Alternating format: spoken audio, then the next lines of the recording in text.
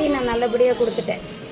குழந்தைக்காக இந்த இடத்துக்கிட்ட வந்து நின்னேன், அதையும் நான் சரி பண்ணி கொடுத்தேன். இப்போ அடுத்த பிரச்சனையை வந்து நிற்கிறேன். அது போகிற வழி உண்மையான வழி, சரியா? அதுதான். ஆனால் அது உண்மையான வழி சாமி. அதுக்குள்ளே போகுது, அதுதாங்கிற பிடிவாதத்தில் நிற்கிது. எனக்கு அது மாற்றி கொடுக்கறதுக்குள்ள அதுக்குள்ளே போனால் நீ குடும்பத்தை விட்டு வெளியே வர்றதுக்குண்டான வழி நிற்கிது.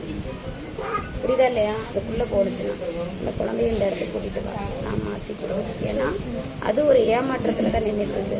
இந்த பிள்ளையும் சரியில்லை சாமி. இப்போ அந்த பொண்ணுக்கு பிரச்சனை இல்லை சாமி. பாப்பாவுக்கு அதெல்லாம் எந்த பிரச்சனையும் இல்லை. நான் அனுப்பி விட்டதை அது அப்படியே தான் இருக்கும். அது ஒன்றும் பிரச்சனை இல்லை. சில பிரச்சனைகள் குடும்பத்துக்குள்ளார வரத்தான் சரிங்க. தொட்டதெல்லாம் நம்ம பிரச்சனைனா ஆரம்பத்தில் பிரச்சனையை சந்திச்சிட்டோம், அப்போ அப்படித்தான் இருக்கும். அதையே தான் யோசிக்கட்டும் தோணுது. சரியா? இதை விட்டு வெளியே வந்துடு. இதை நான் பயில அடுத்த பௌர்ணமிக்கு இந்த இடத்த கூட்டிகிட்டு வரேன். சரி. இப்போ இடையில பையனை கூட்டிகிட்டு வரட்டுமா சாமி?